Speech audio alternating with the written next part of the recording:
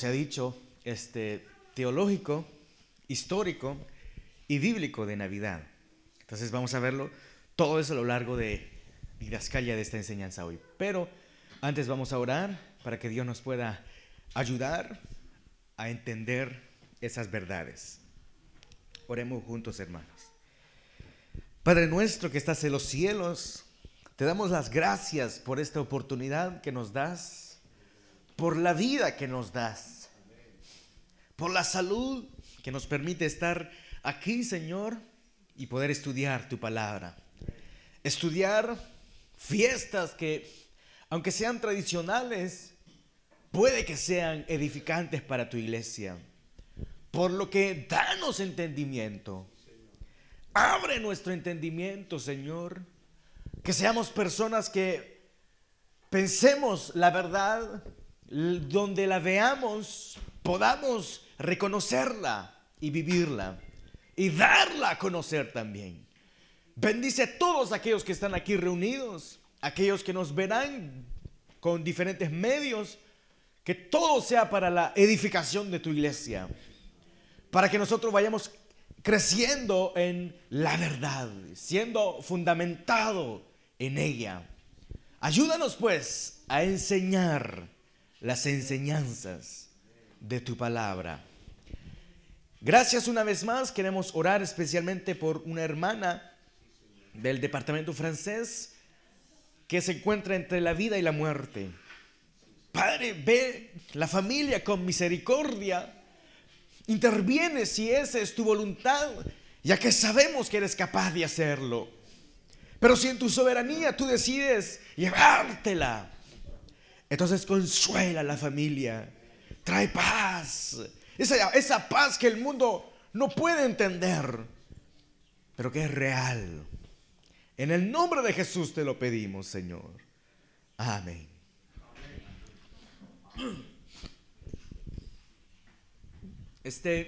Como se ha dicho, hermanos, el tema va a ser el tema de Navidad.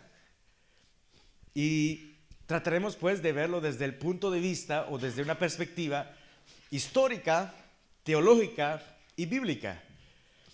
Claro, algunos esperan la parte bíblica porque en ninguna parte dice festejen Navidad, celebren la Navidad. Nunca dice eso la Biblia. Pero el problema evangélico para mí, o al menos desde un punto de vista personal, es que bajo el lema sola escritura, que decir que la Biblia sola, nosotros esperamos que la Biblia diga todo lo que nosotros hagamos.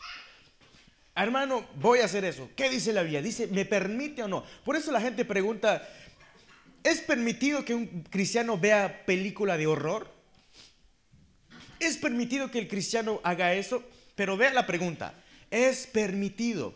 Como si la Biblia fuera una suma de reglas. Prohibido, puede hacerlo. Prohibido y no puede, y puede hacerlo. Prohibido, no, la Biblia es mucho más que un reglamento. La Biblia nos enseña a pensar conforme a la mente de Dios. Y cuando uno va aprendiendo las Escrituras y conociendo las Escrituras, va conociendo el pensamiento de Dios. Y entonces que uno actúa de manera sabia. Por ejemplo, cuando usted lee Proverbios, dice la Biblia cuando, no está en Proverbios, pero en referencia a Salomón. Salomón le presentan un caso que ustedes conocen, donde las dos mamás dicen ser, o dos mujeres dicen ser la mamá del mismo niño, lo cual es imposible.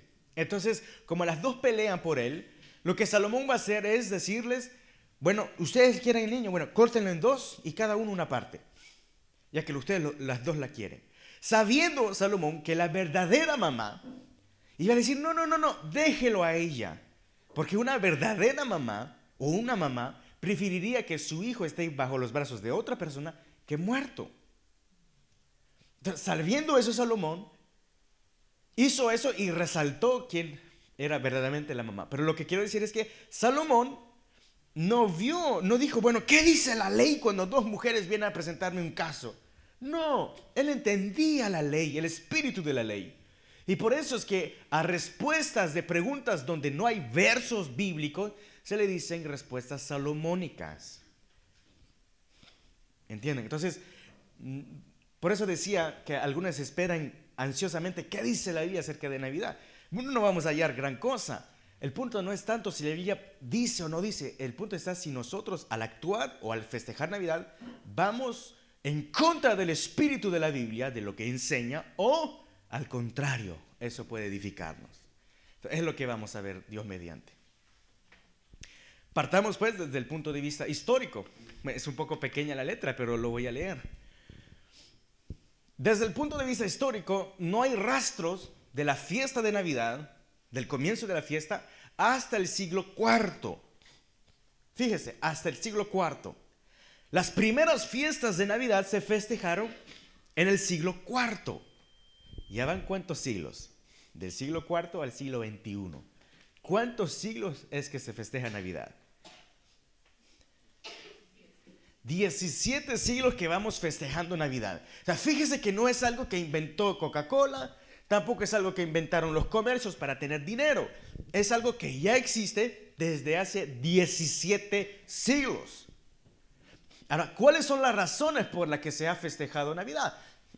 Aquí no lo dice, pero lo que aquí dice es que lo que se celebró fue la resurrección de Jesús. Y usted lo ve eso en Hechos de los Apóstoles. ¿Por qué los cristianos se reúnen el domingo y no el sábado? Cuando dice Jesús, dice Éxodo, que Dios se reposó el séptimo día. ¿Cuál es el séptimo día? ¿Sábado o domingo? Con fuerza, hermanos. Sábado. Entonces, ¿por qué nosotros no descansamos el séptimo día? El sábado, ¿por qué el domingo? Es más, ¿qué significa domingo? Ahí está escrito, hermano. Domingo significa día del Señor. Dominus Dei. Dios, Señor, día del Señor. Dominus es Señor. Día del Señor. Y cuando usted ve en Apocalipsis, por ejemplo, el gran día del Señor se habla de un domingo.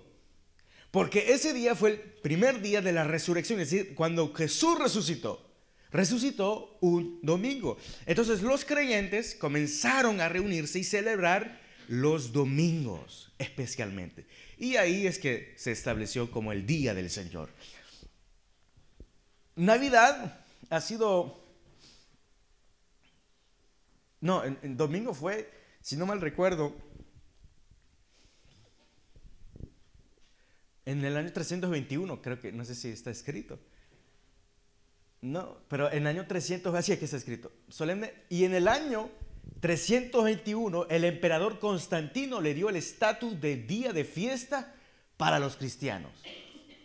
Desde entonces tomó el nombre de domingo, día del Señor, y se convirtió en el día de descanso semanal. Luego vino la fiesta de la Pascua y sucesivamente las primeras generaciones cristianas fueron difundiendo el recuerdo de los primeros acontecimientos de la vida de Jesús y de la Navidad en particular, entre otras fiestas. Es decir, ¿qué se celebraba en las primeras generaciones cristianas? Se celebraba no solamente Navidad, sino también la Pascua, el nacimiento de Jesús, que es Navidad, la resurrección de Jesús, la muerte de Jesús, la venida del Espíritu Santo y también el bautismo de Jesús. El bautismo. Todos eso eran fiestas para los cristianos. No que la Biblia lo decía, sino que ellos querían festejar, como dice ahí, los acontecimientos de la vida de Jesús. Vea, eso es una de las razones, pero otra de las razones por la que se festeja Navidad el 25 de diciembre. Según ustedes, ¿por qué se festeja el 25 de diciembre? Algunos han entendido al revés el asunto, porque dicen, eso es una fiesta pagana, al sol invictus. No han entendido realmente. Es cierto que antes de el 25 de diciembre no se ha puesto la fecha de Navidad como para el aniversario de Jesús, porque Él nació en diciembre. No, algunos piensan que Jesús nació en abril, pero no era eso lo importante para los primeros cristianos. Los cristianos estaban en un conflicto teológico, porque algunos decían que Jesús – llegó a ser Dios en el momento de su bautismo. Bautizo. Por eso es que ellos decían, bueno, Jesús comenzó a ser Dios en el momento en que fue bautizado. ¿Por qué? Eso lo vimos en Cristología. ¿Por qué? ¿Qué sucede en el bautizo de Jesús? El Espíritu Santo desciende sobre él. La voz del Padre hablando. ¿Y qué dice aquella voz? ¿Qué más? Exactamente, este es mi Hijo amado, en cual tengo complacencia. Entonces, al oír eso, ellos decían, bueno, aquí es que empieza el ministerio de Jesús, y algunos decían incluso que ahí empieza él a ser Dios, lo cual era falso. Jesús nació, se encarnó, o el Jesús hombre se encarnó, pero ya era Dios cuando tenía un mes en el estómago de su mamá. Ya era Dios. ¿Se da cuenta? Entonces, ¿cómo lidiar con ese problema? Las primeras fiestas eran la fiesta, vuelvo y repito, donde se celebraba la Epifanía. ¿No le recuerda eso algo? ¿Cuándo se celebra la Epifanía? El 6 de enero. El 6 de enero se celebra la Epifanía, que es cuando Jesús es bautizado. También tiene que ver con los magos, pero eso lo veremos más adelante. El 6 de enero se celebra la Epifanía, la aparición de Cristo, de Dios en la tierra. ¿Se da cuenta? Dios está en la tierra, pero ¿en qué momento lo celebran? En el momento del bautismo de Jesús. Entonces los teólogos y los cristianos decían, pero no, eso no es cierto. Entonces vamos a usar una fiesta para celebrar el nacimiento de Jesús, para que la gente vea que también celebramos el niño Jesús, porque en ese momento Él ya era Dios. Entonces buscaron una fiesta en el año, y resulta que bajo el Imperio Romano se celebraba una fiesta que es la fiesta del sol, que es el 25 de diciembre. Entonces, cuando se oficializó, por así decir, la religión cristiana en el Imperio Romano, pusieron esa fiesta en el año 336. Pero se oficializó, o más bien se llegó a tomar fuerza desde el año 379 después de Cristo.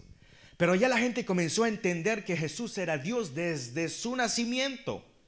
No es que llegó a ser Dios, ya era Dios.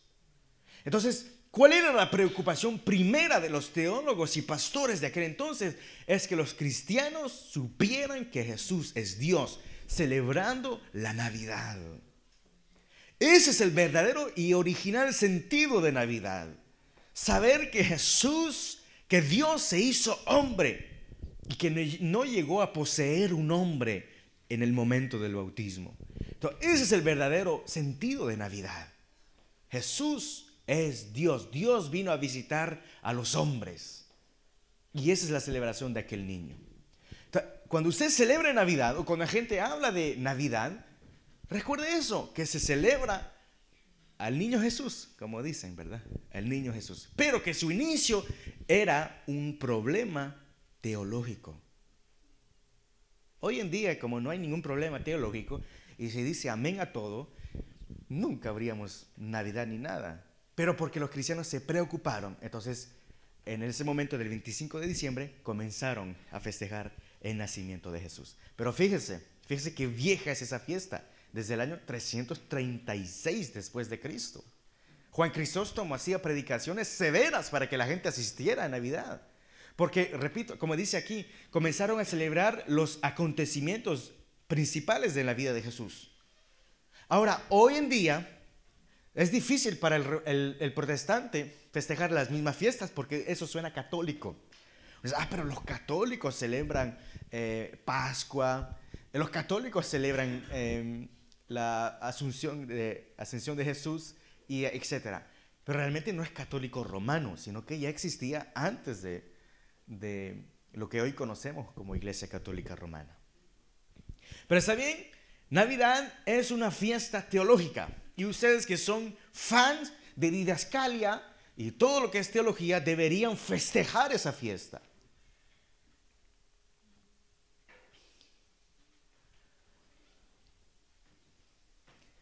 Ahora vamos a ver cada elemento que se usa en Navidad. Empecemos por el pino, así se dice. El pino, el sapin, que ahí usted lo tiene. La gente piensa decir, No, yo escuché una vez un hermano que no está aquí, por eso lo digo, que dijo, no, el pino se usa para celebrar a ídolos allá en Babilonia y no sé qué cuentos. Pero realmente no. ¿Usted sabe dónde viene el pino? No digo de la naturaleza, ¿verdad? Pero ¿quién tuvo la idea de ingresar este árbol en Navidad? ¿Por qué? ¿Qué tiene que ver con el niño Jesús? Bueno, en la época medieval se usó el pino porque a la entrada de la iglesia, los miembros de la iglesia hacían obras de teatro en el momento de Navidad. Y en las obras de teatro, en el momento de Navidad, representaban la caída del hombre. Porque si Jesús vino a la tierra es para salvarnos. Pero si necesitamos salvación es porque estamos perdidos. ¿Y cómo llegamos a estar perdidos? ¿Cuándo es que el hombre cayó? ¿Cuándo? Cuando Adán y Eva fallaron. ¿Qué comieron? El fruto de un árbol. Pero como la fiesta era en invierno, y que en invierno los árboles no tienen hojas, excepto el pino. Es por eso que usaban el pino, pero lo simbolizaban como el árbol del conocimiento del bien y del mal. Y usaban ese árbol para mostrar en obra de teatro cómo el hombre ha fallado a Dios. Pero se fijan, hasta el árbol es teológico. Increíble. La gente en todos los almacenes vendiendo árbol de Navidad. Bueno, ahí usted tiene la manera de evangelizar. Una persona que, ¿y qué opina de este árbol? Bueno, este árbol, fíjate que lo pusieron porque les hace recordar cómo el hombre falló. Y por eso es Navidad, porque el hombre falló y que necesitamos un Salvador. El pino evangeliza. No es algo que adoraba a los dioses paganos. Históricamente es así. Hasta el pino evangeliza, hermanos. Navidad, hermanos, es bandeja paisa de evangelización. Cualquier elemento de Navidad puede ser usado para evangelizar. Antes se colgaban manzanas en los pinos para simbolizar el fruto prohibido. Ahora se cuelgan bolitas de manzanas. Pero las bolitas vinieron a reemplazar las manzanas. ¿Se da cuenta? Sigamos.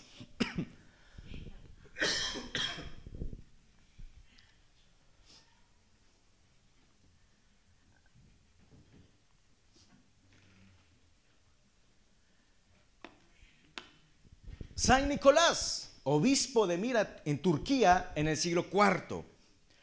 Él fue un obispo y su vida casi fue olvidada hasta después de la época medieval, en los años 1800, por ahí volvió a surgir San Nicolás. Y siempre se le presentaba como un santo que iba a regalar regalos a los niños. Y su túnica era roja. Entonces era un santo, un cristiano del siglo IV, un obispo, que daba regalos a los niños con una túnica roja. Entonces, ¿quién lo vino a reemplazar? Papá Noel.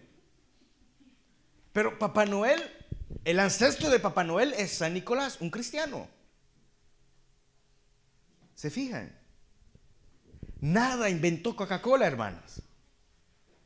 No inventó nada. Todo ya estaba, hermano, desde 17 siglos que se festeja Navidad. Lo que estoy diciendo es la espuma de la historia. Hay mucho más que averiguar. Yo me sorprendí. Teólogos de bastante renombre se inclinaron, incluso uno alemán hizo toda una búsqueda, un libro entero sobre el pino. Yo dije, no, así, increíble. Pero San Nicolás es el ancestro de Papá Noel. Ahora, no les voy a decir que defiendan a San Nicolás, ¿verdad? No, es solo para darle historia de lo que es Noel y Papá Noel.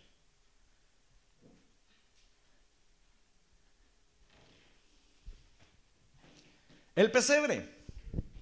¿Cómo llegaron los pesebres a tenerlos nosotros en la casa? Después de la Revolución Francesa, las iglesias cerraron, las iglesias católicas cerraron. Y en el sur de Francia, en Marsella, se tuvo la idea de hacer pesebres pero en miniatura, para que la gente la pueda tener en la casa. Y así fue que todos comenzaron a tenerla en la casa, el pequeño pesebre. Pero porque las iglesias cerraron después de la Revolución Francesa. Siempre ocurre así. Cuando existe una persecución, cuando la iglesia es perseguida y ya no puede reunirse en locales, todo regresa a las casas. Incluso las reuniones. Pero fíjese, el pesebre es así que esas pequeñas figurinas se dieron por un francés del sur de Francia, Marsella, que comenzó a construir pequeños y así eso se vendió, pero porque antes la gente era muy supersticiosa primero, pero sobre todo muy religiosa. Se observaban todas las tradiciones. El tronco de Navidad en francés es bûche de Noël. Hoy bûche de Noël o tronco de Navidad se conoce como un helado o un postre. Pero, ¿ustedes saben dónde viene eso?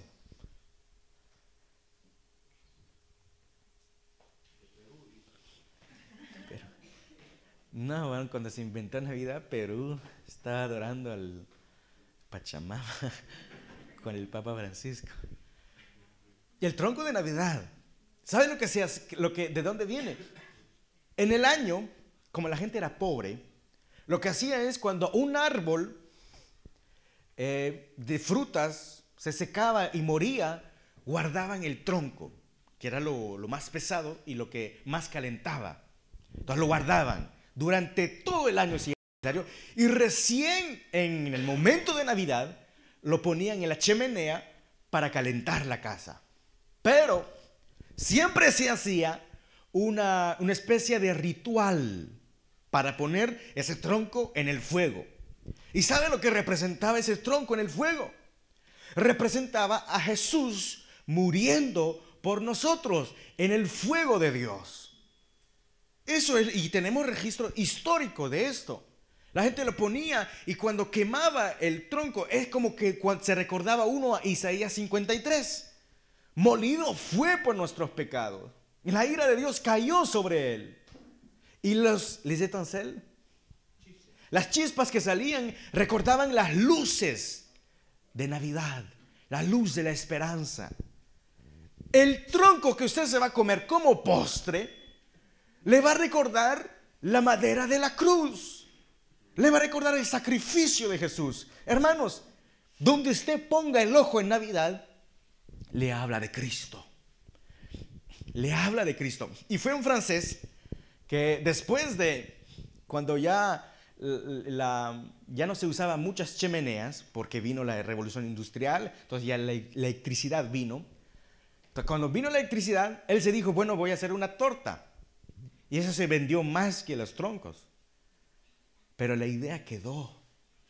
Entonces, cuando usted va a Monoprix o Chan o cualquier Lidl o Aldi o por algunos Lafayette, cuando usted vaya por allá y usted vea bûche de Noël, usted recuérdese que antes se hacía, cuando se le ponía en la chimenea, era para recordar el sacrificio de Jesús. Qué impresionante. Y como es madera, bueno, usted no come madera, ¿verdad? Pero era madera, la bûche, el tronco.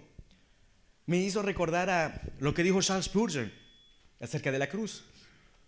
Él dijo, la casa de la salvación fue construida con la madera de la cruz. La casa de la salvación fue construida con la madera de la cruz. Hasta la bûche de Noël habla del sacrificio de Jesús. ¿Qué más cristocéntrico queremos?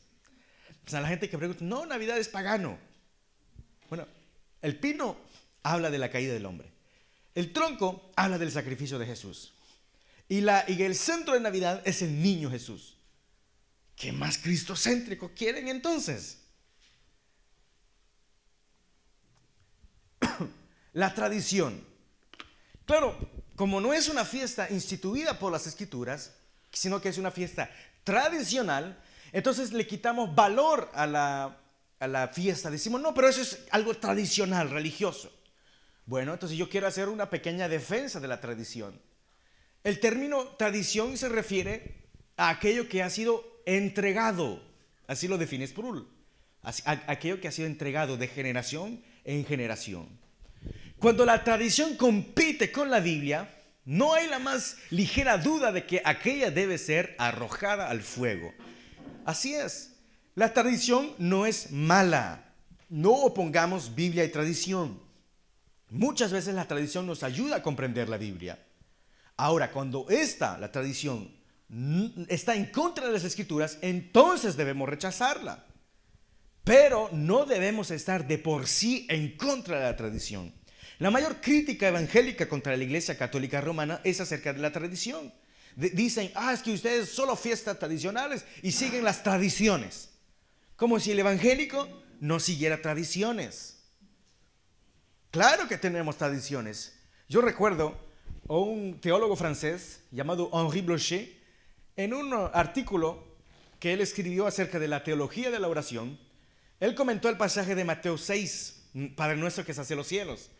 Y la oración de Mateo 6 termina diciendo, a Él sea la gloria, el poder, etcétera, para siempre y los siglos de los siglos. Amén. Ese pasaje no está en los originales. No hace parte de la oración que Jesús enseñó. Fue añadido siglo más tarde. Pero se conserva en las Biblias protestantes. Y él dice, la fuerza de la tradición hizo que se conservara eso en la Biblia. Y luego él añade, nosotros somos fuertes para criticar a los católicos romanos cuando nosotros mismos tenemos nuestras propias tradiciones. La gente es tan tradicional en el mundo evangélico que cuando salió la NBI dijeron, están sacando otra Biblia que no es la palabra de Dios. La palabra de Dios es la Reina Valera. No, es una traducción, una versión bíblica, no es la palabra de Dios. Pero la fuerza de la tradición, todo la tenemos. Ahora, ¿qué hacer contra ella? Nada, vivamos en nuestras tradiciones. Mientras sean bíblicas o que no estén en contra de la Biblia. Cuando enseñan algo en contra de la Biblia, entonces dice Alfonso Ropero, sin la más ligera duda, que aquello debe ser arrojado al fuego. Luego añade, la verdadera tradición, la tradición protestante, nunca pretendió erigirse en norma de fe. ¿Nuestra norma de fe cuál es? La Biblia, la palabra de Dios, no la tradición, sino en norma regulada por esa escritura. Y la Biblia es la que tiene que dirigir la tradición. ¿Está bien? Lo que dice Calvino acerca de una fiesta llamada la fiesta de la dedicación en el Evangelio de Juan. Usted verá en Juan capítulo 10, se habla de una fiesta que es la fiesta de la dedicación. Y esta fiesta nació en el período llamado intertestamentario. ¿Cuál es ese período, hermanos? ¿Mano Maco? Entre el Antiguo y el Nuevo. Muchísimas gracias, Mano Maco. Una bûche de Noel para usted. Exactamente, el periodo de más o menos 400 años entre el Antiguo y el Nuevo Testamento. Dentro de ese periodo llamado tradicionalmente el silencio de Dios, Antíoco Epífanes, eso lo vimos en el libro de Daniel, cuando el pastor estudió verso a verso todo el libro de Daniel. Y ustedes recordarán que se habló de Antíoco Epífanes, que vino a blasfemar contra la religión judía al sacrificar, creo que fue un cerdo en el altar del lugar santísimo. Entonces fue la desolación, como dicen, el sacrilegio para el pueblo judío hacer eso. Entonces se levantó uno llamado Judas Macabeo. Entonces, él tomó la espada y comenzó a hacerle la guerra hasta que ganó la guerra. Y entonces se hizo una fiesta al templo llamado la fiesta de la dedicación. En griego es la fiesta de la renovación, donde se purificó el templo y nuevamente se hicieron sacrificios ya puros delante de Dios. A eso se le llama la fiesta de la dedicación. Y a partir de entonces se comenzaron a festejar años tras años la fiesta de la dedicación. Pero esa fiesta, hermanos, de la que estoy hablando, ¿dónde aparece en la Biblia? Porque yo le dije que era un periodo intertestamentario entre el Antiguo y el Nuevo Testamento. Entonces, no está en la Biblia. No aparece en ninguna parte de la Biblia la fiesta de la dedicación. Nunca Dios dijo, festejen la fiesta de la dedicación como pudo haberlo dicho en Levíticos acerca de otros eventos. Fue una fiesta tradicional. Y cuando Jesús viene a la tierra y usted lee Juan 10, usted ve que Jesús está participando de una fiesta llamada la fiesta de la dedicación. Pero no fue una fiesta instituida por él, sino una fiesta de la dedicación. Y ve lo que dice Juan Calvino acerca en su comentario acerca de esa fiesta. Dice, era la fiesta de la dedicación. La palabra griega que es eikanía, que hemos traducido como dedicación, significa correctamente renovación, porque el templo que había sido contaminado fue nuevamente consagrado por la orden de Judas Macabeo, lo que estoy explicando. Y en ese tiempo se decretó que el día de la nueva dedicación o consagración debía celebrarse todos los años como un festival, para que la gente recordara la gracia de Dios que había puesto fin a la tiranía de Antíoco. Cristo apareció en el templo de ese tiempo, según la costumbre, según la tradición.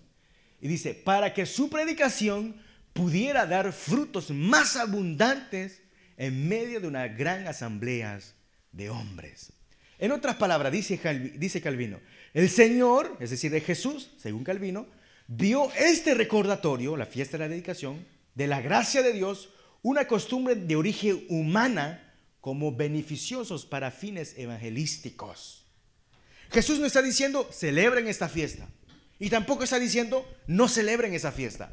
Él está usando esa fiesta para hablar de sí mismo y para evangelizar a todos los que estaban presentes. Nosotros tendríamos que hacer lo mismo en la fiesta de Navidad.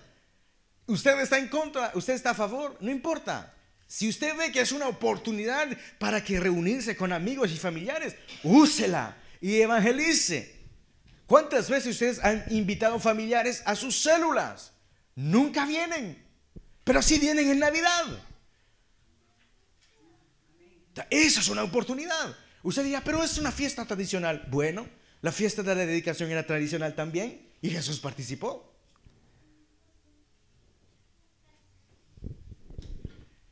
Sigamos. Vea lo que dice el capítulo 24 de la segunda confesión helvética de Bullinger, del año 1566, que fue la segunda confesión helvética de Heinrich Bullinger, reformado. Él dice lo siguiente en esa confesión de fe: estamos muy de acuerdo con que las iglesias, usando de la libertad cristiana, celebren piadosamente la memoria del nacimiento del Señor, su circuncisión, nosotros no la festejamos, su pasión tampoco, y su resurrección, su ascensión a los cielos y la venida del Espíritu Santo sobre los apóstoles. En cambio, no consentimos fiesta de honor de personas o de santos. Los días festivos, claro está, caben entre los mandamientos de la primera tabla de la ley y deben estar dedicados a Dios únicamente. Por otra parte, las fiestas en honor de los santos, fiesta que hemos abolido, contienen además cosas de mal gusto, inútiles y del todo insoportables. Pero al mismo tiempo concedemos que no es inútil en fechas determinadas y en lugar apropiado recordar al pueblo, mediante piadosos sermones, que piensen en los santos, presentándolos como ejemplo y modelo. Están dos partes. Está diciendo que es bueno festejar todos los acontecimientos de la vida de Jesús, y por otro lado está diciendo no hagan fiesta que concierne los santos. Por ejemplo, el 31 de octubre se festeja el Día de los Santos, de los Muertos, de la Toussaint. Toussaint es todos santos. Nosotros festejamos la Reforma, ¿verdad? Pero esta clase de fiesta nosotros nunca la festejaríamos, porque eso es en honor a hombres. Y aquí dice la confesión claramente, eso es inútil. Y además va fuerte, porque dice, de mal gusto, y del todo insoportable fiestas así. Ahora él dice más adelante y termina: si ustedes quieren hablar de los santos, hablen, pero como una manera, presentándolos como ejemplos y modelos, no adorándolos o venerándolos como algunos pretenden. Entonces, incluso esa confesión ya estaba a favor en el año 1566 de Navidad. 100 años más tarde, o un poco menos, el cánone de Dordrecht, artículos 63 y 67, vea lo que dice. El 63.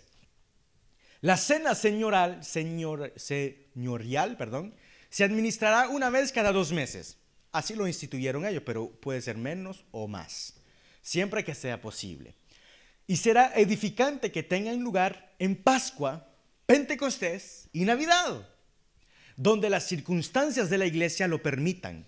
Sin embargo, en aquellos lugares donde aún no se ha instituido la iglesia, primero se proporcionarán ancianos y diáconos. Fíjense cómo abordan el tema de la Navidad. Dice, no lo aborda como un tema esencial, sino secundario, diciendo, hagan la cena del Señor. Pero es más provechoso hacerlos en días como Pascua, Pentecostés o Navidad. Vea la sabiduría y de los cristianos. Estoy hablando desde ya, como ha sido instituido en el año 336 después de Cristo. Ahora estamos viendo la confesión de 1566, después el cánone de Dordrecht, 1619, y así sucesivamente. Cada cristiano, cada generación de cristianos ha sido confrontada a esa pregunta.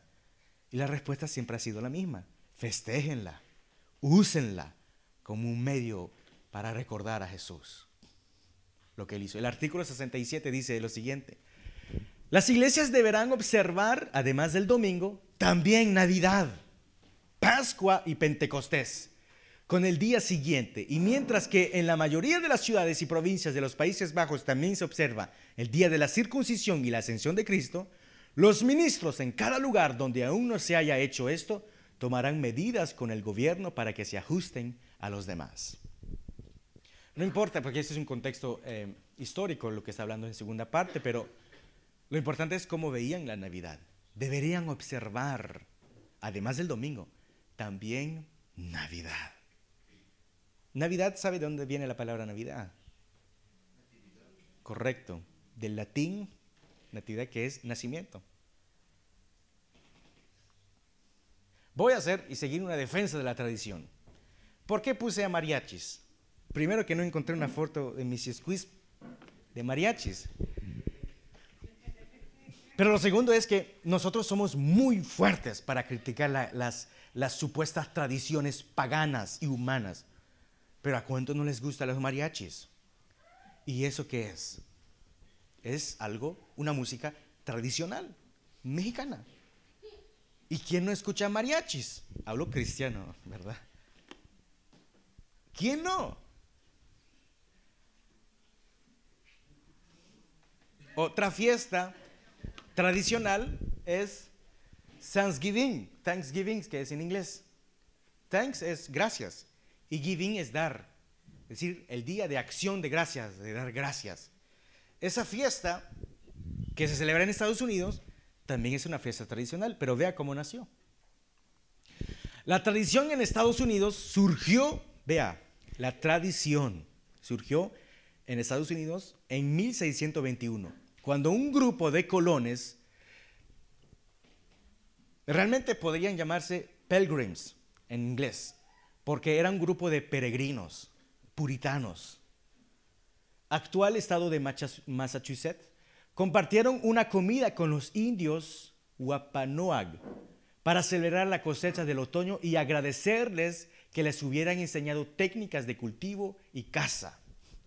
Así es que nació Thanksgiving, el Día de Acción de Gracias, porque cuando los puritanos fueron perseguidos por Inglaterra, emigraron a Estados Unidos, pero al llegar era otra civilización, no había casi nada, y esta gente no sabía cultivar ni cazar nada. Entonces, los indios fueron quienes ayudaron a esos peregrinos y fueron tan agradecidos que celebraron juntos con los indios lo que hoy se llama Thanksgiving.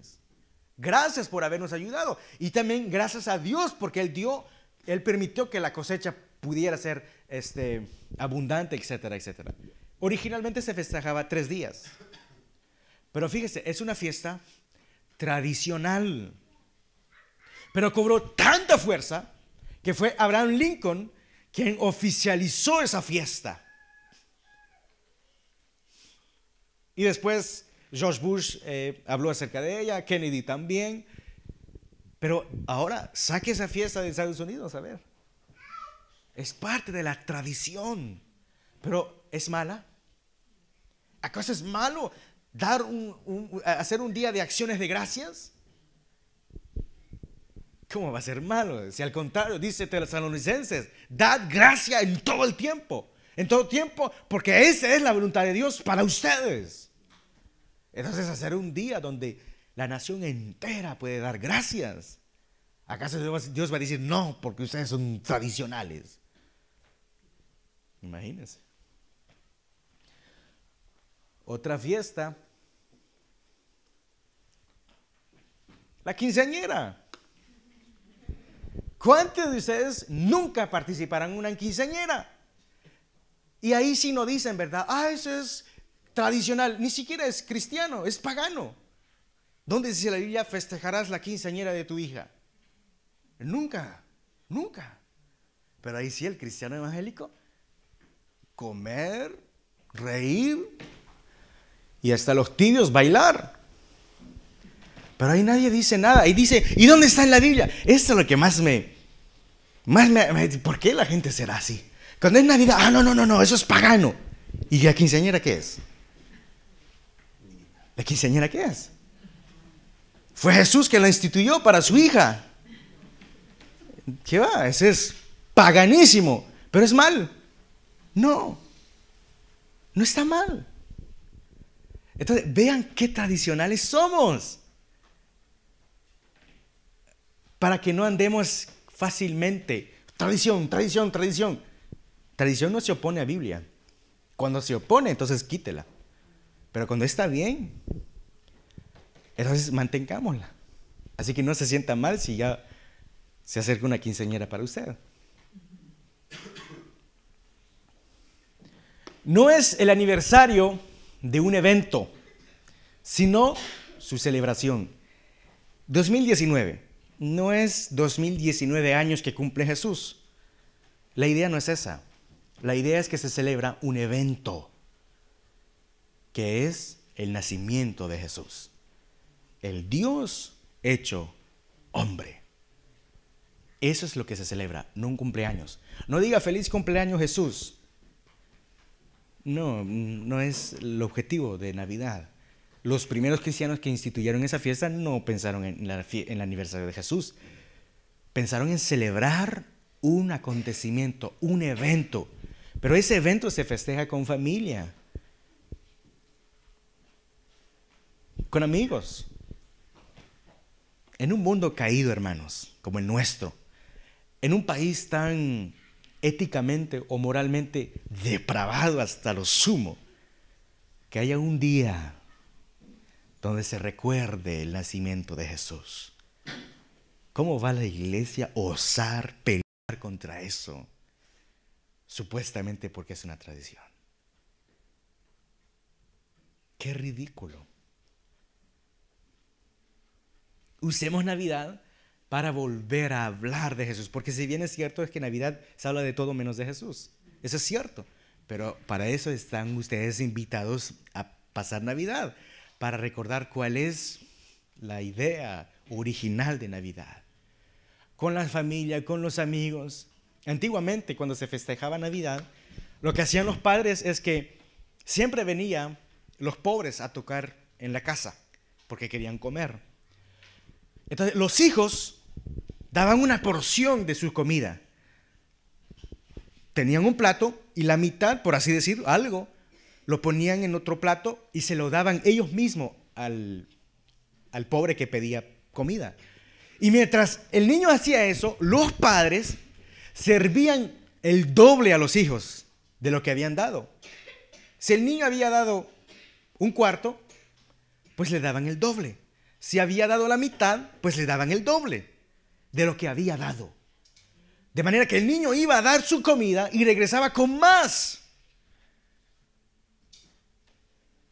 Esa era una educación del dar.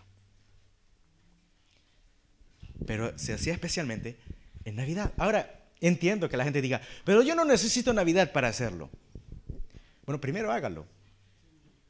Y segundo, si usted no necesita Navidad para hacerlo, qué bien. Pero Navidad no va a ser un impedimento entonces para hacerlo tampoco.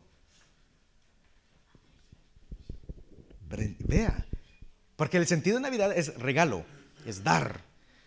Desde ya la época de los años 1800 se ha dado a entender que la gente daba regalos en Navidad.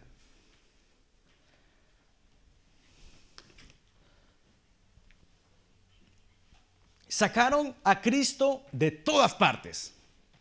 Y cuando lo recuerdan a Jesús es para blasfemia. Sacaron a Jesús de todo lo sacaron. De la institución, de la escuela, de la historia. Algunos quieren sacar a Jesús de la historia, haciendo creer que no ha existido jamás un tal Jesús de Nazaret. Pero cuando hablan de Jesús, es para burlarse de Jesús. Ustedes han oído hablar de esa controversia actual que hay acerca de Jesús Gay, una serie que existe en Netflix de Jesús, donde se dice que, yo no averigüé, realmente no investigué, fue mi esposa la que me contó, y me dijo que Jesús tenía relaciones sexuales en la serie con Satanás. Y que María tenía relaciones sexuales con Dios el Padre. Y que los apóstoles eran todos borrachos. Acaba de salir en Netflix esos últimos días. El mundo, vea, estamos festejando Navidad. Después de mañana o de aquí a 3 días. ¿Y qué hace el mundo para recordar a Jesús? Se burla de él. Es una blasfemia contra Jesús. Y el cristiano, en vez de usar Navidad como diciendo, no, él no fue gay ni fue nada, fue el salvador del mundo. Incluso quiere salvar a aquellos que hicieron esa publicidad. Nosotros decimos, no, esa es tradición, tampoco es de Dios. Netflix no es de Dios, Navidad tampoco es de Dios. Y vamos perdiendo las oportunidades de evangelizar y de hablar de Cristo. Dígame usted, ¿eso es cristiano? ¿Acaso Jesús haría eso? No. Tendríamos que, hermano, usar Navidad tendría que ser el momento, hermanos, donde la iglesia se llena. Y nosotros tendríamos que ser creativos. Quiera Dios que el próximo año, por ejemplo, quizás ustedes ya han organizado Navidad, pero usted diga el próximo año, vamos a dar, porque como usted está en contra de los regalos, los que están en contra de Navidad, bueno, entonces haga una colecta de dinero, de regalos y vaya a distribuir en las calles a aquellas personas solitarias que pasarán Navidad en el frío, solos. Invítelos a la casa. Bienaventurado serás, porque cuando tuve hambre me diste de comer. Ese debe ser Navidad.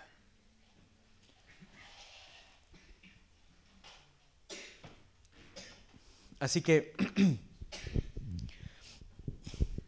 faltan los Reyes Magos, que no son reyes. ¿Cuántos fueron? ¿Y dónde dice la Biblia que fueron 3?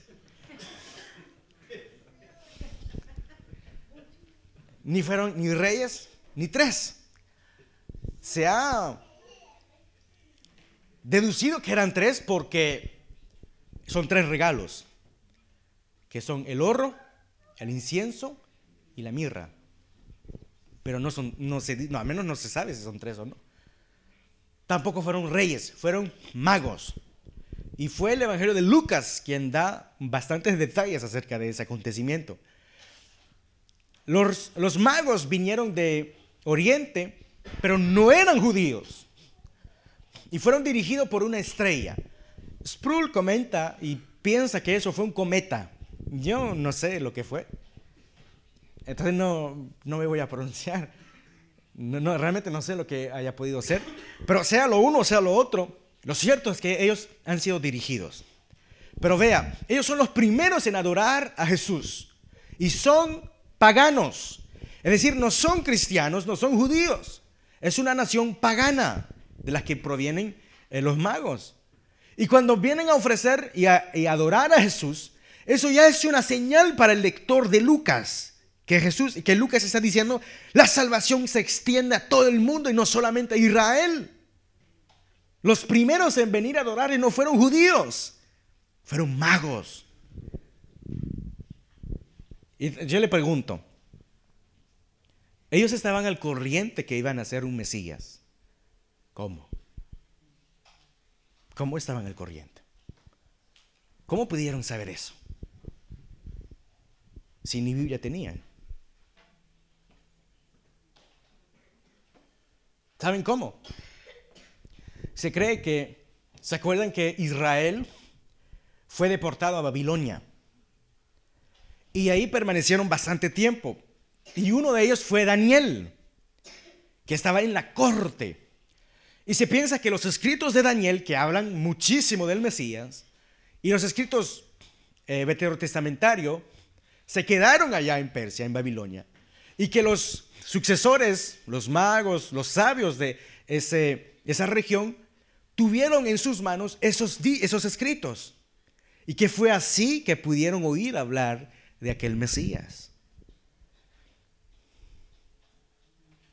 Pero vean, fueron dirigidos quizás por las escrituras del Antiguo Testamento, pero fueron dirigidas también por una estrella. ¿Qué significa eso? Que la naturaleza apunta a Cristo. Porque la estrella se detuvo en Belén, donde estaba Jesús. Todo está sujeto y todo tiene que apuntar a Jesús. Los cielos cuentan tu gloria. Exactamente, estaban contando la gloria de Jesús en ese momento a esos magos. Y vinieron y ofrecieron 3 regalos, que fueron oro. ¿Saben que el oro era para quiénes?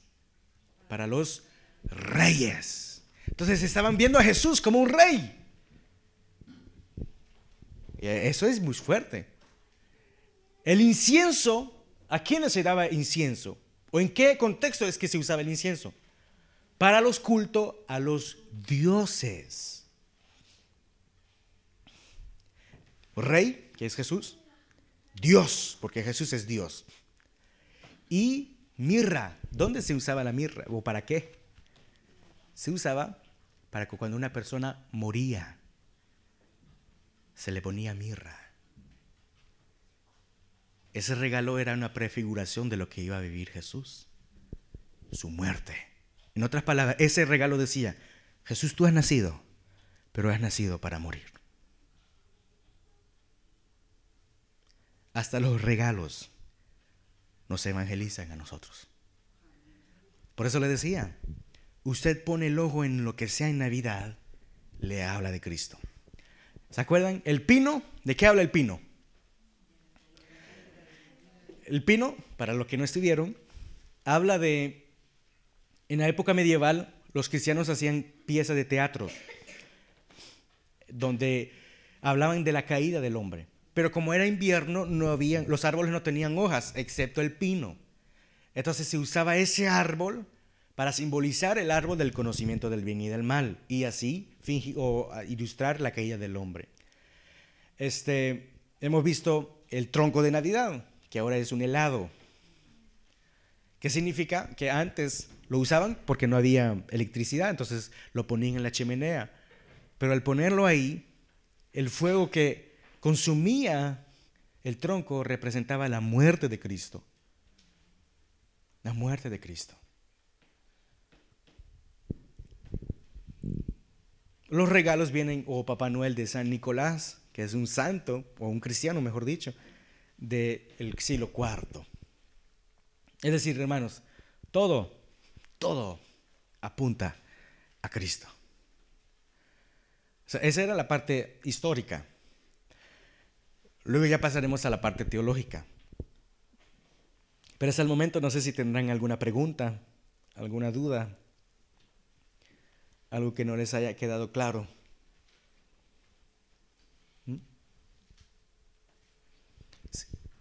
¿Tienen alguna pregunta, alguna duda?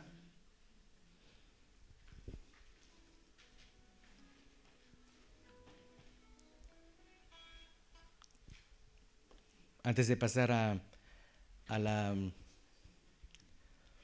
parte ya más teológica que histórica. Vamos a hacer entonces una pausa antes de la parte teológica.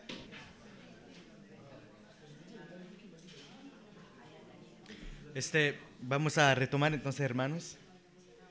Creo que quedó claro que desde el punto de vista histórico tenemos toda la legitimidad para festejar Navidad. Más que legitimidad, creo que tendríamos el deber de hacerlo. Obviamente no es una orden. Si usted no lo hace, no pecará delante de Dios. Y si usted lo hace, no será más santo por ende. Pero creo que sí es una buena oportunidad de poder dar a conocer la esperanza que nosotros tenemos. Nuestra esperanza está fundamentada en Cristo y lo que se celebra en Navidad es la venida de Cristo. Entonces, justamente, ¿cómo no celebrarla? Todo debe estar orientado hacia Él. Ahora que hemos visto el punto de vista histórico, que ya hacen 17 siglos que se va festejando Navidad, veamos desde el punto de vista teológico. ¿Qué se quiere decir con Navidad? ¿Tiene al menos fundamento teológico, bíblico? Yo creo que sí, porque como se ha dicho, lo que se quiere señalar en Navidad, lo de ahí viene la palabra Navidad, natividad. Nativitas creo que es en latín, que se refiere al nacimiento de Jesús. Pero ese nacimiento fue anunciado desde Génesis capítulo 3 verso 15. ¿Cómo se llama ese pasaje? ¿Quién lo dijo? ¿Quién dijo protoevangelio? Exacto, así es protoevangelio. Es decir, es ahí donde por primera vez se anuncia el evangelio. ¿Qué dice? Génesis 3:15. Estamos en didascalia, así que pueden abrir sus Biblias.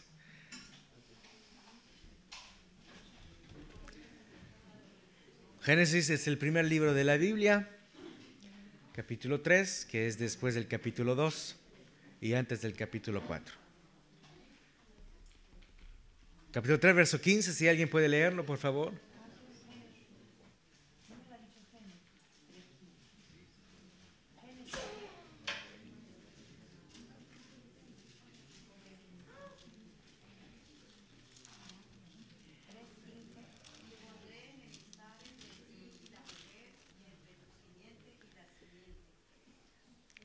Gracias.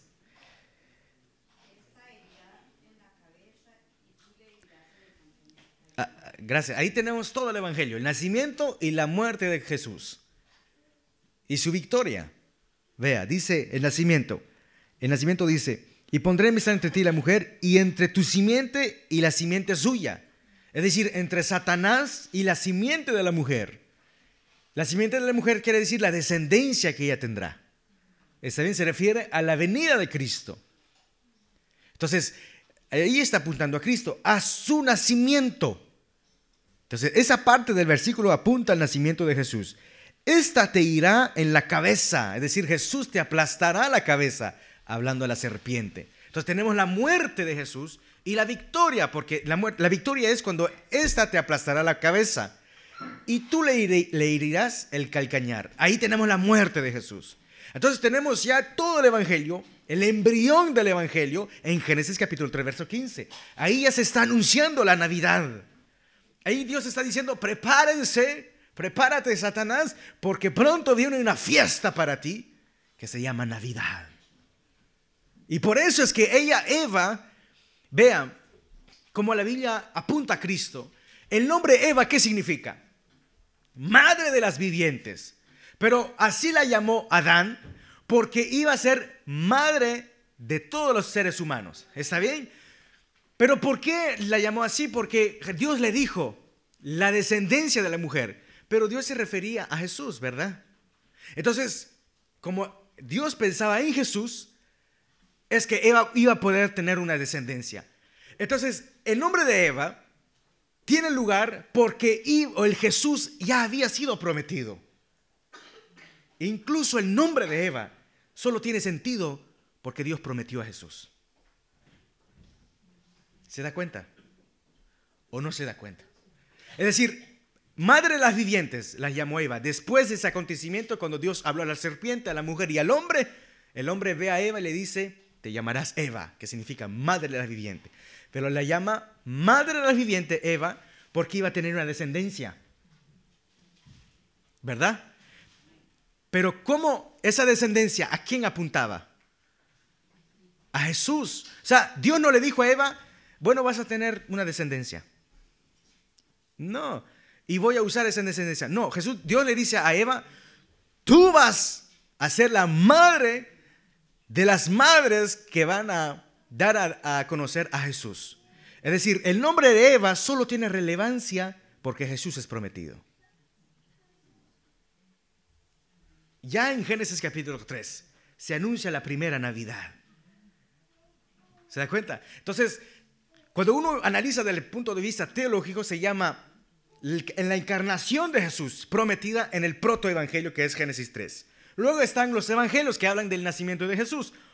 El poema, no sé cómo lo dice en español, es un poema teológico, por así decirlo, en Juan, cuando habla del verbo.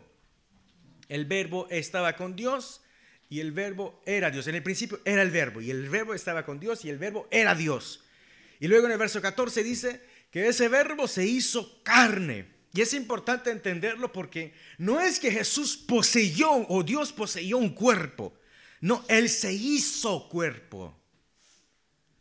Los demonios poseen cuerpos, poseen personas. Pero Dios no poseyó a nadie. Él mismo se hizo cuerpo. Se hizo carne y habitó entre nosotros. Ustedes saben que las culturas judías estaban hechas de, más bien, si no mal recuerdo, los maestros de didascalia me recordarán, la palabra griega cuando dice habitó entre nosotros es tabernaculizó en medio de nosotros. En medio de nosotros. Es como si Dios hubiera hecho una carpa en medio nuestro. Como hubiera hecho una casa en su barrio para vivir en medio de usted. Es lo que dijo Jesús. Ahora, uno tiene que ver el punto de vista de cómo cómo Dios viene a ser hombre. Cuando en toda la Biblia el hombre quiere ser Dios. ¿Por qué falla Adán y Eva? Vean, la Biblia dice claramente, Génesis, Satanás le dice a la mujer, ¿es verdad que Dios dijo que no comerán de ningún árbol? No, no era verdad. Dios dijo todo lo contrario, comerán de todos los árboles. Pero Satanás viene y dice, ¿no comerán de ningún árbol? Entonces Eva le dice, no, podremos comer de todo excepto ese, el árbol del conocimiento del bien y del mal. ¿Saben por qué apunto al pino? ¿Verdad, no? Los que estuvieron, sí. Entonces Eva le dice, no, solo el árbol del conocimiento del bien y del mal. Entonces Satanás dice, no, sabe Dios que si ustedes comen de ese árbol, serán como dioses. Entonces dice claramente la Biblia, Eva vio que el fruto era bueno.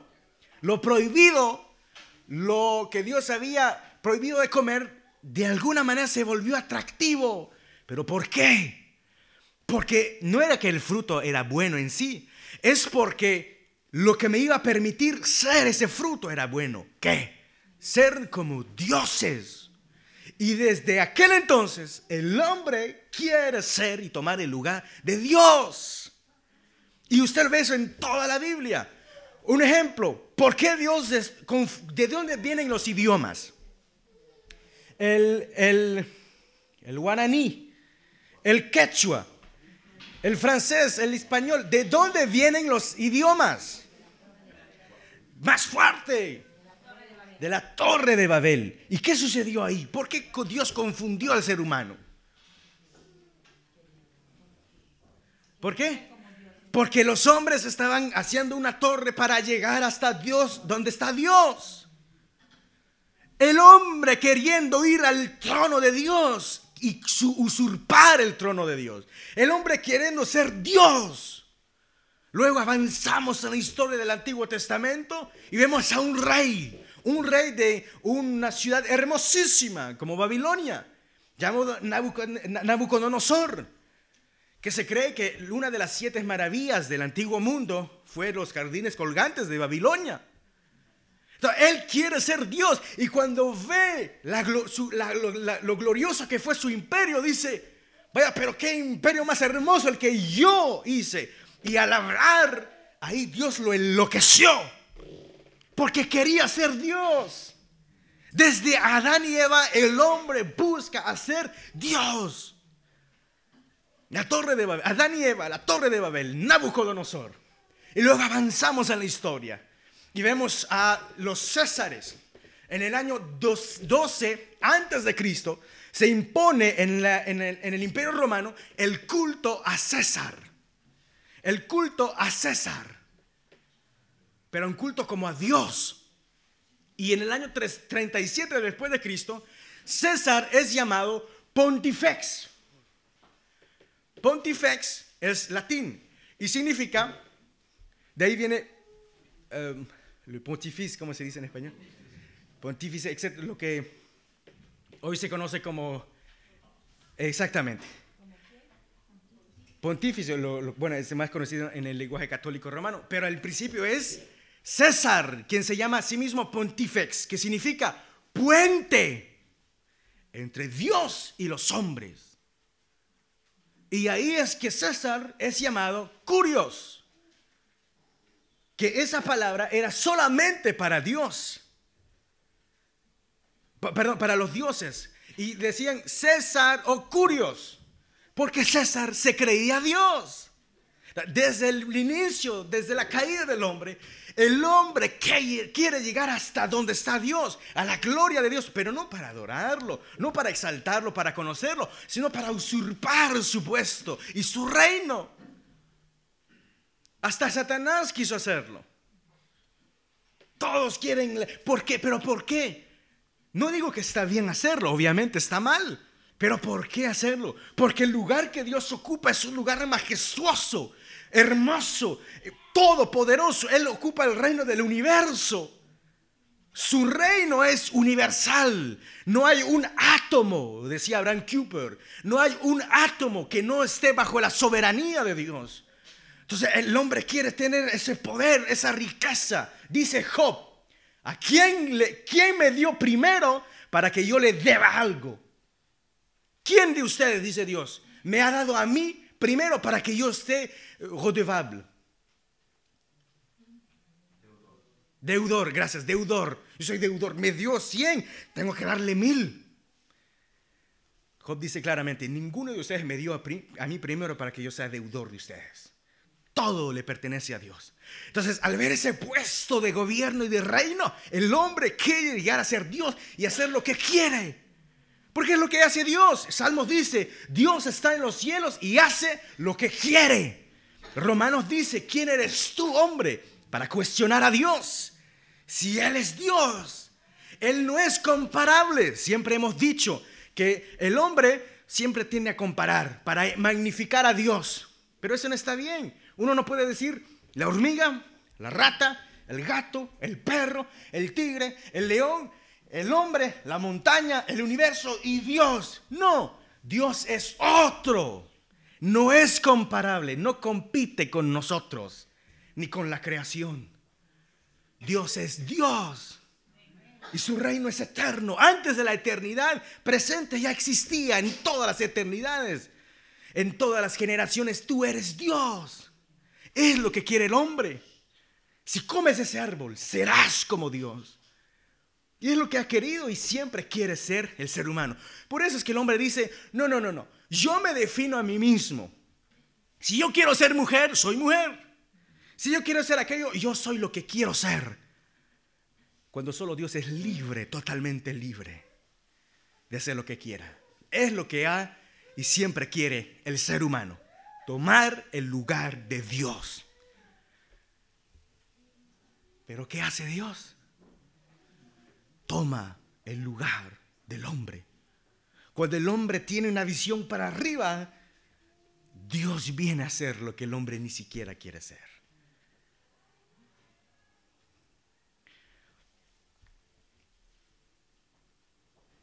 Es totalmente incomprensible ver que desde el Antiguo Testamento el hombre quiere ser Dios y el Nuevo Testamento se abre cuando Dios se hace hombre. Como decía Atanasio, el Hijo de Dios se hizo hombre para que el hombre llegara a ser hijo de Dios. ¡Qué incomprensibilidad! Tomás de Aquino respondía a la pregunta, ¿por qué Dios se hizo hombre? ¿Era necesario que Dios se hiciera hombre? Desde el punto de vista de la justicia divina, de la santidad de Dios, nosotros, pobre polvo del universo, hemos desafiado al creador del universo. Por ende, merecemos el infierno, que es la ira de Dios. No olviden, la proporcionalidad del castigo de una persona depende de la proporcionalidad a quien uno le ha ofendido. Por ejemplo, si yo le doy una cachetada, por ejemplo, a Andrew, por dar un ejemplo, él nada puede hacer y nada me va a pasar tampoco. León duerme confiado. No hay ningún problema. Pero si yo hago lo mismo y le doy una cachetada al presidente de la República, no es porque él sea más fuerte, más musculoso, pero ¿quién es él?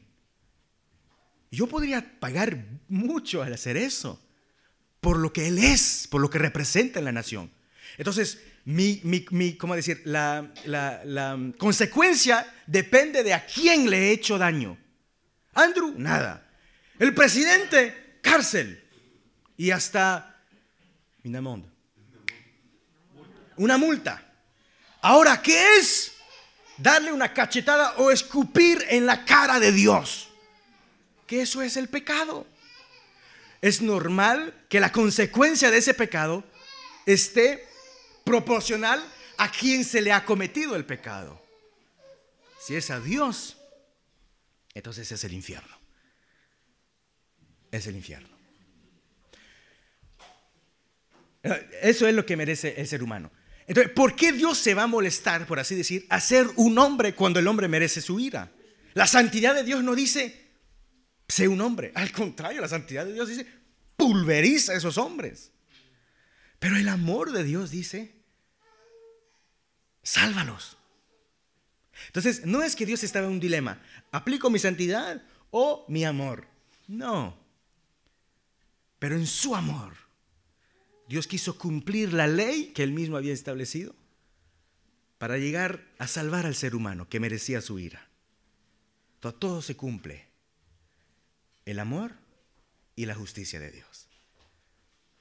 Pero Louis Berkhoff, un teólogo reformado, hablaba de los estados de Cristo. El estado de Cristo de exaltación, de humillación, etc.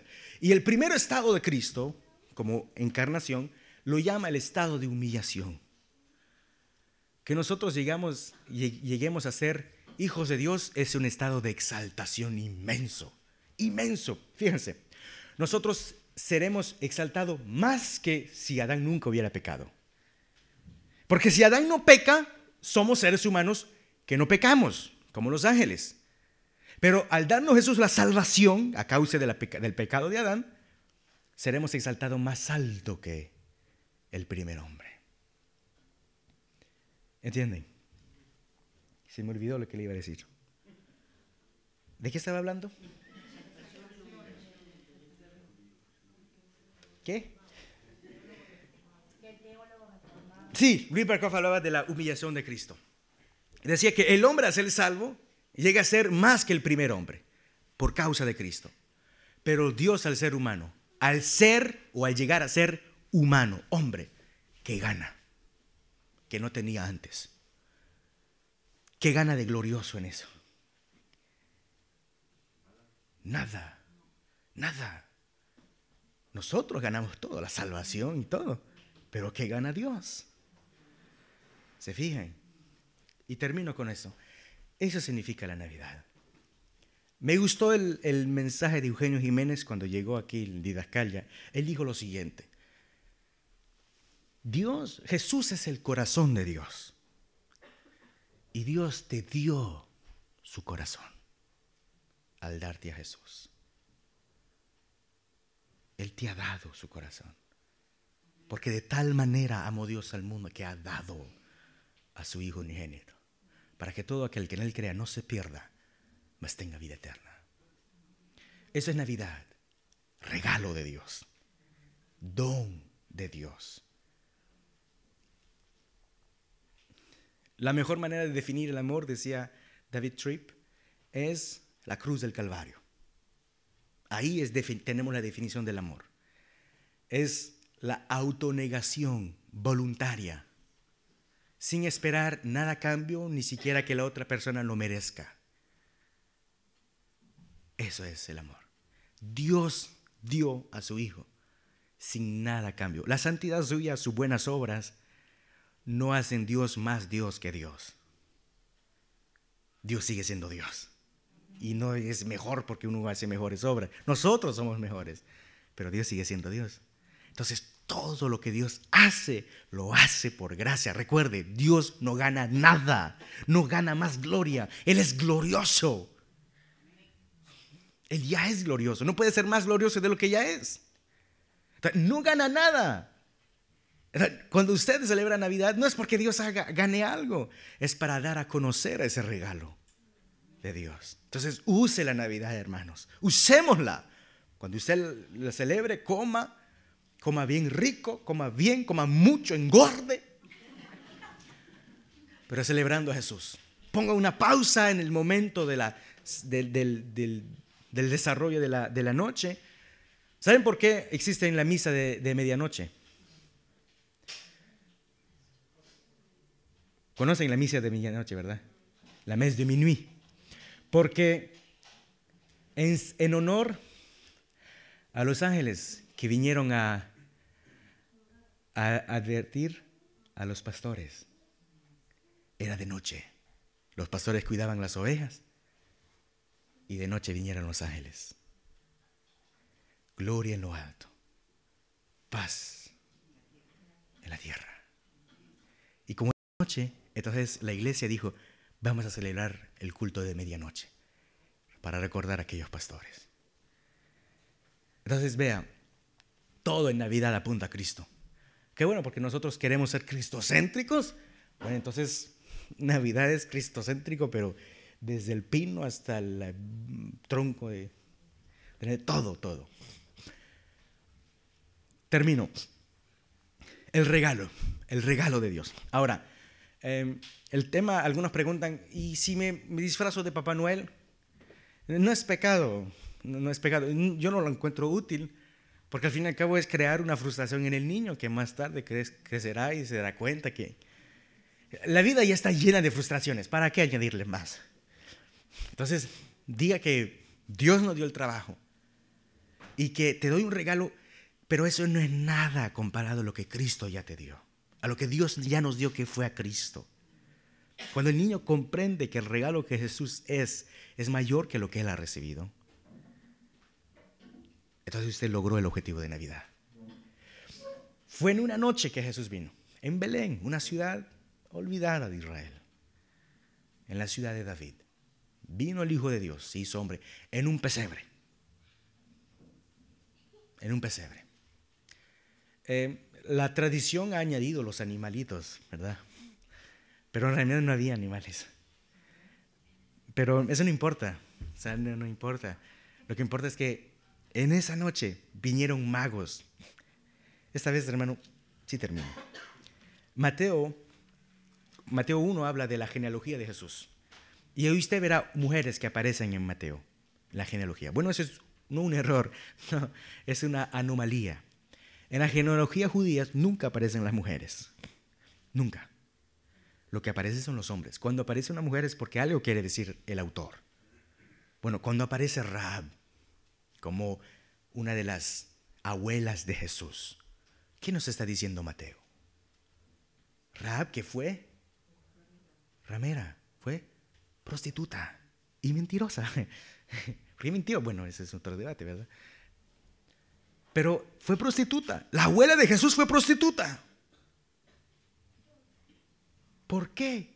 Porque está diciendo Mateo, no importa si tu vida es un caos, No importa de dónde vengas, si has sido alcohólico, prostituta, si has sido borrachito, si has sido adúltero, ese regalo también es para ti. Ese regalo también es para ti. Entonces, la genealogía muestra una banda de pecadores, hermanos. El único que resalta ahí es Jesús. Eso es número 2. Cuando vienen los magos, esa es una señal que de todas las naciones vendrán a adorar al Hijo de Dios. Ese es número 2. Número 3, en el lugar donde vivió Jesús, donde nació Jesús, un lugar sencillo. Un lugar pobre, sin lujos. Eso nos muestra que Jesús puede estar en los más humildes de las Navidades. Las más humildes de la Navidad. Si usted dice, hermano, mi pobreza me impide el holocausto que quisiera hacer, o el banquete, no importa, si es arroz con huevo, ahí estará Jesús. Porque en ese pequeño pesebre estaba Jesús. Termino, paz en la tierra. Use ese pasaje, hermanos, paz en la tierra. Eso vino Jesús a traer. Rabbi Hill decía, el hombre quiere paz cuando rechaza al príncipe de paz, que es Jesús.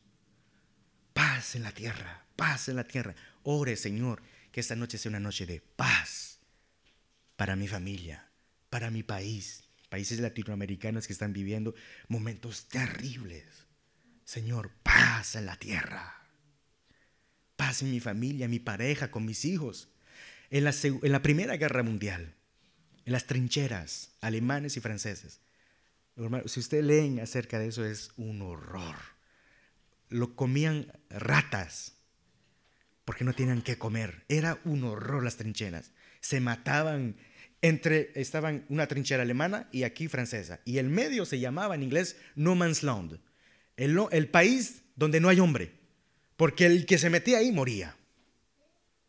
Moría. Y una noche fría, nieve, se celebraba Navidad. Dejaron las armas en las trincheras, alemanes y franceses, cuando el odio y la muerte reinaba, por amor y recordar a aquel niño que vino a la tierra. Dejaron las armas, se juntaron en el No Man's Land por una noche de paz, por algunas horas de sonrisas en vez de lágrimas, de puñado de manos en vez de armas, por recordar a aquel Jesús. Por eso que desde aquel día en que Jesús nació, se dice 2019, después de Cristo. Paz en la tierra, paz en la iglesia, paz en Francia, en París, con el príncipe de paz. Vamos a cerrar nuestros ojos.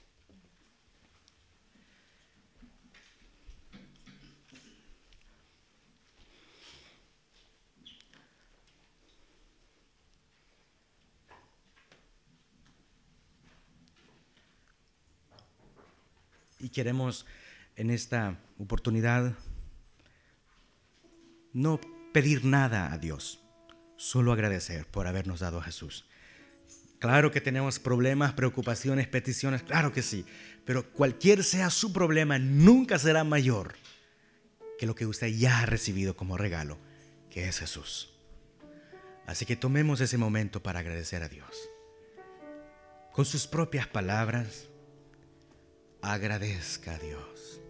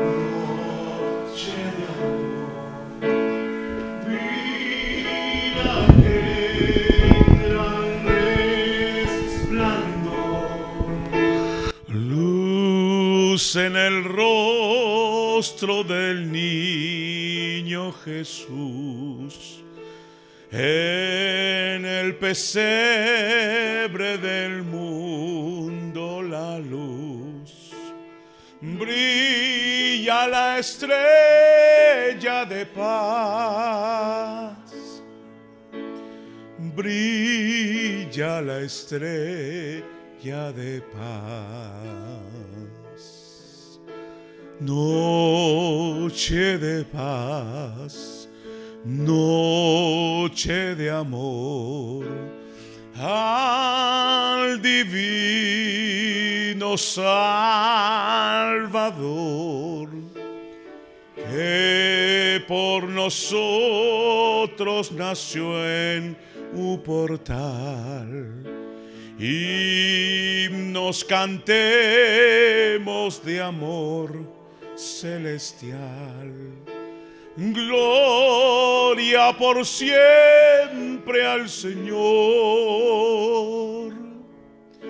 Gloria por siempre al Señor.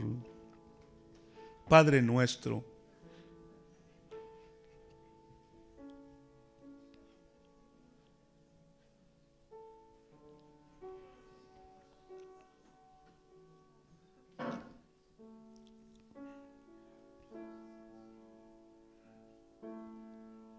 que estás en los cielos,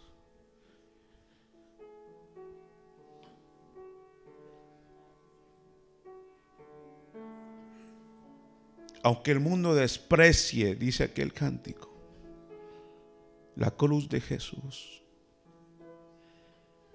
y más en estos días, Señor, donde se hace burla y oprobio de tu nombre, aunque el mundo desprecie esa cruz, yo, Señor, me abrazo a ella, porque ahí está, Señor, tu expresión más grande de amor. Nosotros, Señor, separados de tu gracia, tuviste misericordia de nosotros y vimos su gloria como la del unigénito de Dios, lleno de gracia y de amor. Señor, en esta tarde como iglesia te damos gracias. Gracias por Jesús. Gracias por el príncipe de paz que vino a dar su vida por nosotros para reconciliarnos con Dios. Gracias, Señor. Todos sabemos que no es la fecha, pero no importa, porque no celebramos la fecha, sino el evento de Cristo. Gracias, Padre. Padre, gracias por tu santo Hijo Jesucristo. Gracias. Gracias porque no es una religión, es una persona que nos ha traído vida y salvación.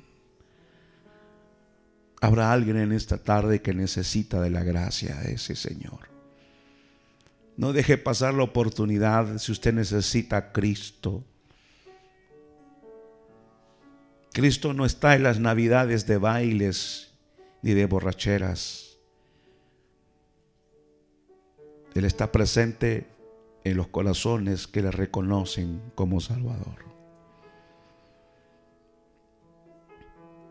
Si usted necesita que oremos por usted porque necesita reconciliarse con Dios, necesita a Cristo, le voy a pedir que se ponga de pie y vamos a orar por usted. Si usted necesita a ese Cristo que vino a morir y que vino a llevar nuestra culpa, póngase de pie, vamos a orar por usted. Queremos orar, pedir a Dios que le bendiga y que le ayude a entender el verdadero sentido de la Navidad.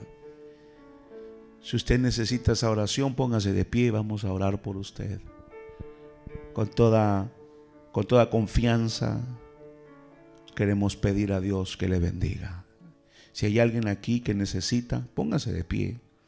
Estamos en familia y queremos aprovechar este momento. Se aprovecha este momento en el mundo para hacer 1000 cosas, para comer, para reír, pero no lo esencial, que es Cristo.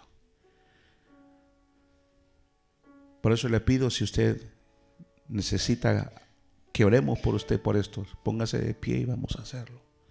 Queremos orar por usted. Aleluya. Gracias, Señor. Gracias por Cristo. Amén. Vamos a ponernos de pie, hermanos. Padre, gracias te damos por este estudio, por esta palabra de nuestro hermano Samuel. Bendícelo, sigue bendiciéndolo, Señor. Guárdalo a él, a su esposa, que siga siendo de bendición para la iglesia. Gracias, Señor, por haberlo dado como don para la iglesia. Y gracias, Señor, por esta palabra que hemos recibido en esta tarde. Hemos entendido que Jesucristo vino al mundo por nosotros. Eso es Navidad. Que Dios le bendiga y le guarde. Que Dios haga resplandecer su rostro sobre su vida, sobre su familia, sobre sus hijos.